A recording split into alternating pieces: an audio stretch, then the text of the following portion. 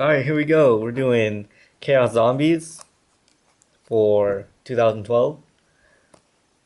First, we'll start off with the main card, Zombie Master. Have triple Zombie Master here. Um, Pretty standard. Ditch a monster, bring back a level 4 lower zombie type from either player's graveyard. It's a good card. It really sets up Hope and other 4-star exceeds, and also gives you a pretty good synchro power because if you can bring back a zombie synchro, double Trag, it's great because you can just drop on any battle damage, and then you can usually target a 4-star and then ditch a 4-star because they'll usually have a 4-star, and you can exceed again with that. Or it lets you target other star monsters in your graveyard to get out other synchros. Then there's double Goblin Zombie. It searches for a lot of the targets. It searches for 1200 defense or less for zombies. Most of the zombie cards have little to no defense, so it's good. The only card that it can't search for is Pyramid Turtle because that's 14, but it's still a good card. Dad, pretty standard. It's set to 1 for a reason. Chaos Sorcerer because it wouldn't be Chaos without it. I would run 2, but not really enough room. Blue-Blooded Oni. Again, it's a really good card because you exceed so much for Utopia or other, like just other, well actually only for Utopia. You can just use it to remove a material and special summon a level 4 zombie. So you can drop a material from Utopia, special summon a level 4 zombie, and then make another one. So you can get out like 5,000 if they have an open field. Plaguespreader Zombie, 2-star tuner, does what it needs to do. It synchros pretty much for. It's still only one of the few tuners in the deck. You can bring it back from the graveyard by putting one card in your hand to your top of the deck, and that's for the dark portion. There's 11 dark types. I had to count that real quick. Then we have more zombies. Paladin. It's good because it's a oh, it doesn't want to focus. It's a 1900 beater. It's also a light type. And if you're running Zombie World, if you attack over something, you can always take their monster and bring it back. So if you kill like a 4-star, you can always succeed with it. Or if you kill their tuner, you can bring it back. And in the card's text, it says destroyed by battle. There's no real rulings on it. So you can just summon it and say, oh, that card was destroyed by battle, and special summon it. But it's... people have different rulings. They'll say something maybe.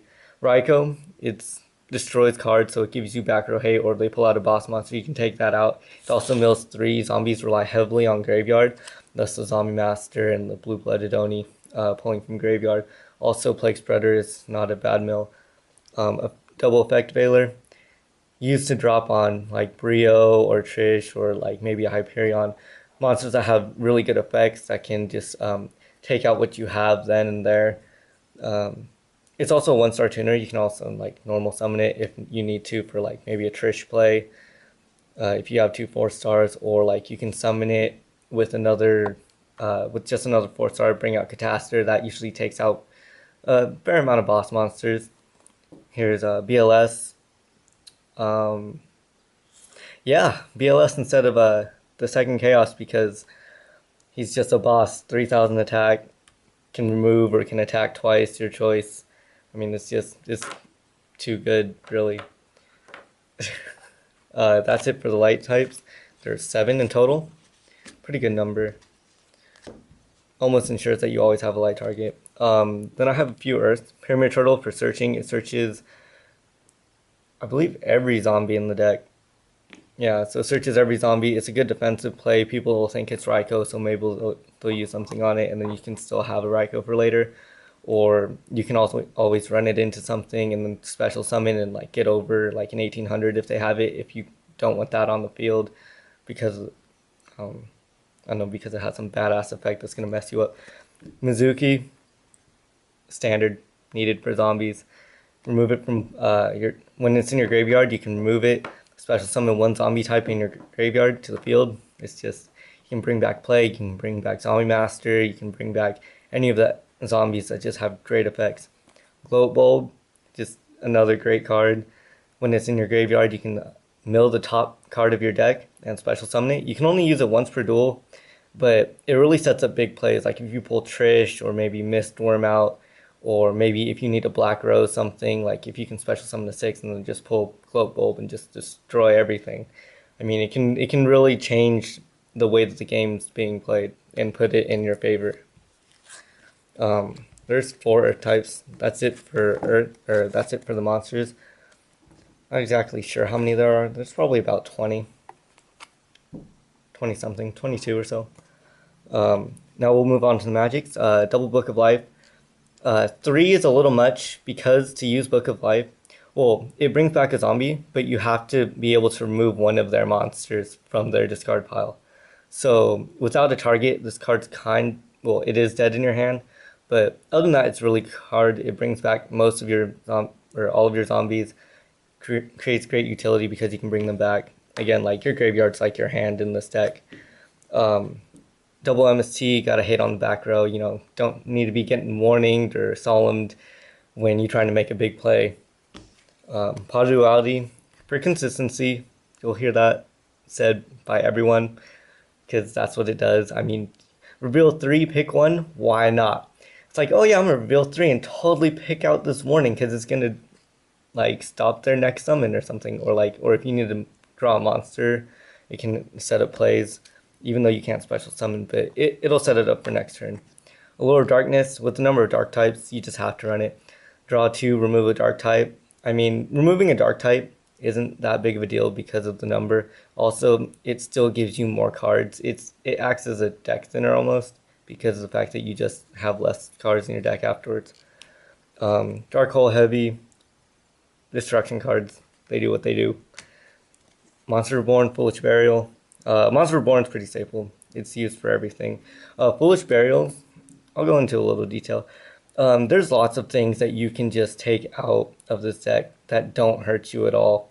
So you can pull like Glow Bulb if you want to go into like some of the bigger plays, or you can like pull out Mezuki because he also has a graveyard effect that's really good. You can pull out Plaguespreader if you want to start synchroing or something, like if you really in those clutch plays, or you can just play it early and just pull one of the, just any of the 3, and it just really works well. Or like since it is a chaos deck, if you don't have a light target per se, because there are only 7, you can always drop a light or ditch a light to the graveyard so you can actually get VLS out or Chaos Sorcerer. That's pretty much it. There's, I think, 11 magics. Yeah, 11 magic cards. And now we'll move on to traps. Double Call. Again, graveyard's very important for this deck. Just because cards go to the graveyard doesn't mean that they're inaccessible. It's quite the opposite with this. You always want to be able to bring stuff back. Bottomless to remove, because, I mean, not a lot of decks also use their graveyard, so by having Bottomless, you actually get rid of the monster and it's removed. And unless they have any sort of return from removed from play, that monster's dead, and it's not going to bother you anymore. Really good against agents right now. Can take out like Hyperion, or if somebody pulls out Dad, gets rid of that. I mean, they'll still call Prio, but it's still a great card. Then you have the Solemn Brigade, you know, double Solemn Warning and the Solemn Judgment. It's just needed. When you can negate summons of cards that will mess you up. Brio is a great example because he'll bounce like maybe one of your boss monsters, or Dad, like if they want to call Prio, or even Caius, because when Caius hits the field, I mean, it's just going to remove something. You might as well just negate it and get it out of the way. But that's about it. I'll include a deck list I'll include the full deck list in the description.